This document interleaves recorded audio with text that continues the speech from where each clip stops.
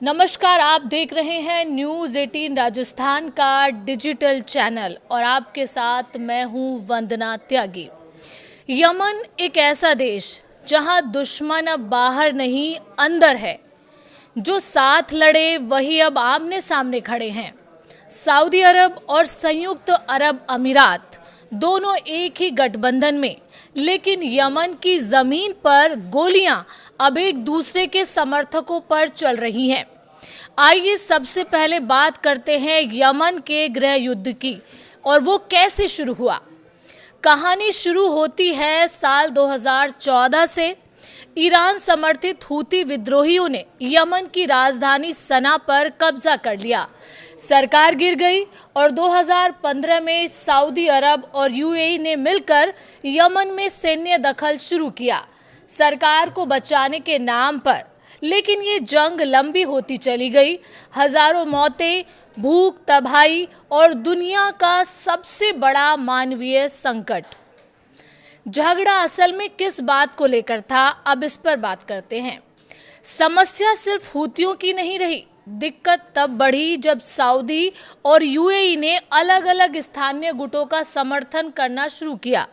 Saudi अरब अंतर्राष्ट्रीय मान्यता प्राप्त सरकार के साथ था और यूएई दक्षिण यमन को अलग देश बनाने की मांग करने वाले एसटीसी के साथ, यानी एक ही गठबंधन लेकिन जमीन पर अलग अलग एजेंडा।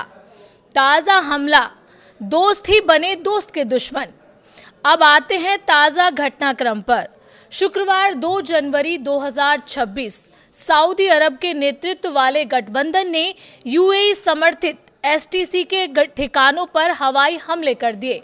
इन हमलों में कम से कम 20 अलगाववादी लड़ाकों के मारे जाने की पुष्टि की गई। ये कार्रवाई ऐसे समय में हुई जब संयुक्त अरब अमीरात ने हाल ही में यमन से अपनी सैन्य मौजूदगी खत्म करने की घोषणा की थी। एएफपी की रिपोर्ट के मुताबिक हवाई हमले हद्रामौत प्रांत के सेयून और अल खाशा इलाकों में स्थित सैन्य ठिकानों पर किए गए। हमलों में एक सैन्य अड्डे और हवाई अड्डों को भी निशाना बनाया गया, जिससे क्षेत्र में हवाई गतिविधियां ठप हो गई। कई घंटों तक किसी भी विमान की आवाजाही नहीं हो सकी, जिससे आम नागरिकों में भी डर का माहौल बन गया। एसटीसी से जुड़े अधिकारियों ने कहा कि मारे गए सभी लोग उनके लड़ाके थे जो इन सैन्य ठिकानों पर तैनात थे। ये पहली बार है जब हाल के महीनों में सीधे एसटीसी के ठिकानों को निशाना बनाया गया है। इन हवाई हमलों से पहले यूएई ने घोषणा की थी कि उसने यमन से अपनी अंतिम सैन्य टुकड़ी भी वापस बुला ली है। अबू धाबी ने साफ किया है कि वो क्षेत्र में तनाव कम करना चाहता है। हालांकि इससे पहले मुकल्ला बंदरगाह पर हुए हमले को लेकर विवाद भी सामने आया था, जहां कथित तौर पर हथियारों की खेप को निशाना बनाया गया। यूएई ने इन आरोपों को खारिज करते हुए कहा था कि वो केवल वाहनों की खेप थी। एसटीसी के एक प्रवक्ता ने इसे अस्तित्व की लड़ाई बताते हुए कहा कि वो कट्टरपंथ के खिलाफ संघर्ष कर रहे हैं।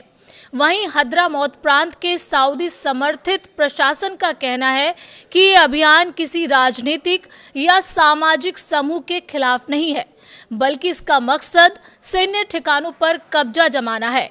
सऊदी सैन्य सूत्रों ने चेतावनी दी है कि अगर एसटीसी ने अपने लड़ाके वापस नहीं हटाए तो हमले जारी रह सकते हैं। सबसे बड़ा सवाल यही है कि क्या यमन 2 हिस्सों में बंटने जा रहा है। सऊदी अरब और यूएई दोनों ही लंबे समय से यमन की अंतर्राष्ट्रीय मान्यता प्राप्त सरकार के समर्थन में दखल देते रहे हैं, लेकिन अब यही गठबंधन अंदर से टूटता नजर आ रहा है। दोनों खाड़ी देश जमीन पर अलग अलग प्रतिद्वंदी गुटों का समर्थन कर रहे हैं। दक्षिण यमन में एसटीसी अब खुलकर कह रहा है युद्ध शुरू हो चुका है। एसटीसी ने आरोप लगाया है कि सऊदी समर्थित जमीनी बलों ने उस पर हमला किया है, जिसे सऊदी वायुसेना के हवाई हमलों का भी समर्थन मिला है। सऊदी के हवाई हमले में सेयून शहर के एयरपोर्ट और सैन्य अड्डों को भी निशाना बनाया गया, जिसके बाद वहां हवाई परिचालन पूरी तरह ठप हो गया है। पिछले 24 घंटे से ज्यादा समय तक ना तो कोई विमान उतरा है और ना ही उड़ान भरी है। हालांकि अधिकारियों ने आधिकारिक रूप से एयरपोर्ट बंद होने की घोषणा नहीं की है। ये पहला मौका है जब सऊदी नेतृत्व वाले गठबंधन ने सीधे एसटीसी के ठिकानों पर हमला किया है। इससे पहले दिसंबर की शुरुआत में एसटीसी ने हदरमौत और मेहरा प्रांत के लगभग सभी इलाकों पर कब्जा कर लिया था, जिनमें तेल से जुड़ी अहम सुविधाएं भी शामिल हैं। उसी के बाद से सऊदी अरब और यूएई समर्थित गुटों के बीच तनाव तेजी से बढ़ा है। इस बीच आरोप प्रत्यारोप का सिलसिला भी जारी है। एसटीसी का आरोप है कि उससे कहा गया है कि ठिकाने शांतिपूर्वक लिए जाएंगे, लेकिन कुछ ही मिनटों में हवाई हमले कर दिए गए। ये हमारे अस्तित्व की लड़ाई है। सऊदी समर्थित प्रशासन का ये जवाब है कि ये किसी समूह के खिलाफ युद्ध नहीं, सिर्फ सैन्य ठिकानों पर नियंत्रण की कार्रवाई है। यमन की जंग अब सिर्फ सत्ता की नहीं, भरोसे की लड़ाई बन चुकी है, जहां दोस्त और दुश्मन की पहचान धुंधली हो गई है। और सवाल यही है कि क्या यमन को शांति मिलेगी या ये जंग एक नया बंटवारा लिखेगी। इस पूरे मसले पर आपका क्या कहना है, कमेंट करके जरूर बताएं।